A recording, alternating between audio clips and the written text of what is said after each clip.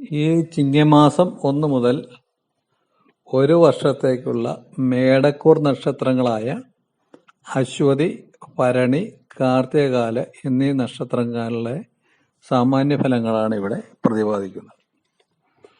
ഈ കൂറുകാർക്ക് വ്യാഴം 2-ലും ശനി 11-ലും സഞ്ചരിക്കുന്ന കാലഘട്ടമാണിത്.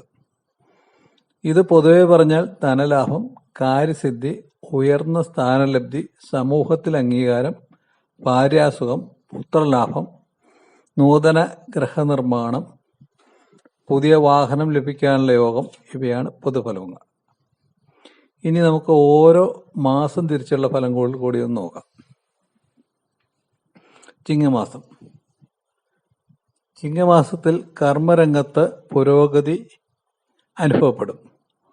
ഊഹക്കച്ചവടത്തിലും വിജയമുണ്ടാകും. പ്രണയകാര്യങ്ങളിൽ വിജയമുണ്ടാകും.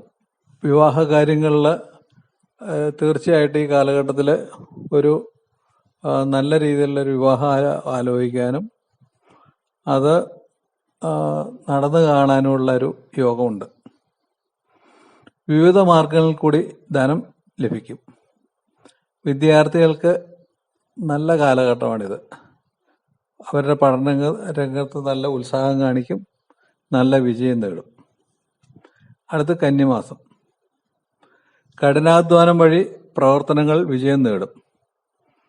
കീഴ് ജീവനക്കാർ വഴി ജോലിയിൽ നിന്നും നല്ല ധനം ലഭിക്കും.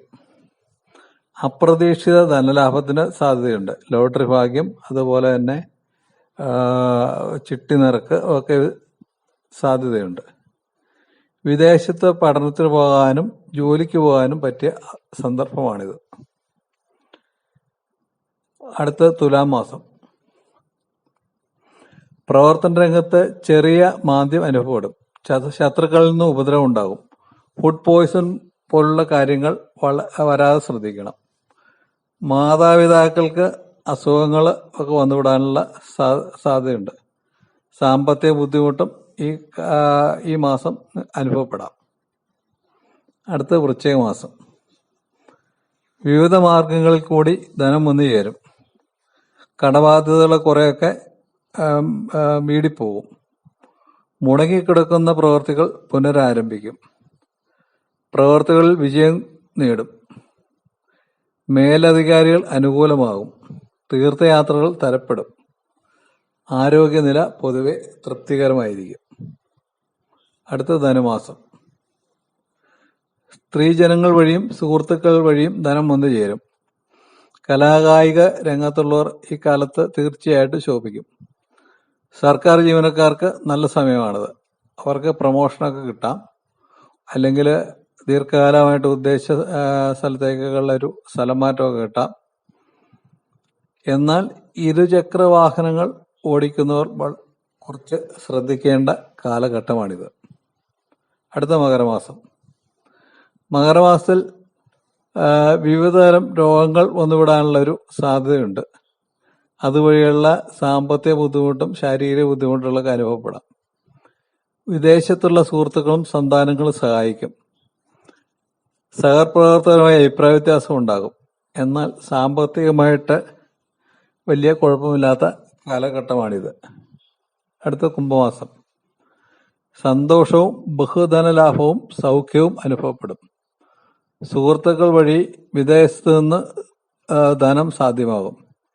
എന്നാൽ വാഗ്ദോഷ നിമിത്തം ബന്ധുക്കളോടും അയൽവാസികളോടൊക്കെ കലഹിക്കാതെ ശ്രദ്ധിക്കണം.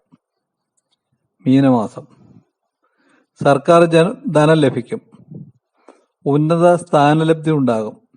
ഭാര്യാവീട്ടിൽ നിന്ന് സഹായം ലഭിക്കും. പ്രണയകാര്യങ്ങളിൽ വിജയമുണ്ടാകും. വിവാഹകാര്യങ്ങളിൽ തീർപ്പുണ്ടാകും. പുതുതായിട്ട് വാഹനം വാങ്ങുവാനുള്ള യോഗവും കാണുന്നു. മേടം. ഈ മാസത്തിൽ ഊർജ്ജസ്വലതയുടെ കാര്യങ്ങൾ കൈകാര്യം ചെയ്ത് ധനലാഭം ഉണ്ടാക്കും.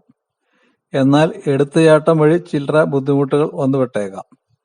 സന്താനങ്ങൾക്ക് രോഗം ഉണ്ടായേക്കാം. ചെറിയ രോഗങ്ങളും ശാരീരിക ക്ഷീണവും ഉണ്ടാകും.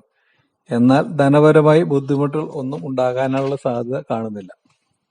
ഇടവമാസം. വാക്സാമർത്ഥ്യം, കാര്യസിദ്ധി, ദ്രവ്യലാഭം, കളത്രസുഖം ഇവയൊക്കെ ഉണ്ടാകും.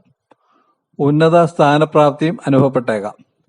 എന്നാൽ അപ്രതീക്ഷിത അനാവശ്യ ചെലവുകൾ മൂലം ധനനഷ്ടം സംഭവിക്കാനുള്ള സാധ്യതയും കാണുന്നു. അടുത്ത മിഥുനമാസം.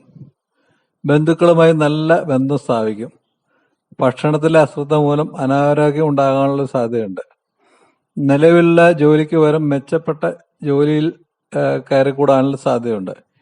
എന്നാൽ അന്യരിൽ നിന്നും ചതവ് പറ്റാതെ ശ്രദ്ധിക്കേണ്ട കാലഘട്ടം കൂടിയാണ് കർക്കിടക മാസം. കർമ്മമേഖല പ്രതീക്ഷിച്ച പോലെ പുഷ്ടിപ്പെടില്ല. പുതിയ സംരംഭങ്ങൾ തുടങ്ങരുത്. ചെയ്ത പ്രവൃത്തികളുടെ പ്രതിഫലം പോലും കിട്ടാൻ താമസം വന്നു എന്ന് വരാം. എന്നാൽ പങ്കാളിയുടെ ഭാഗത്തുനിന്ന് പൂർണ്ണ പിന്തുണ കിട്ടും. ആരോഗ്യം സ്വല്പം മോശമായിരിക്കും. സാമ്പത്തിക ക്ലേശം അനുഭവപ്പെടും. ഇതൊരു പൊതുഫലം മാത്രമാണ്. ഓരോ ആളുകളുടെയും ജനനസമയം അനുസരിച്ചും അവരുടെ ദശാകാലം അനുസരിച്ചുമൊക്കെ ഇതിൽ മാറ്റങ്ങൾ വന്നുവിട്ടേക്കാം. അപ്പോൾ ഈ ചാനൽ നിങ്ങൾക്ക് ഇഷ്ടപ്പെട്ടുവെങ്കിൽ ഇതൊന്ന് സബ്സ്ക്രൈബ് ചെയ്യുക, ലൈക്ക് ചെയ്യുക, ഷെയർ ചെയ്യുക. നമസ്തേ.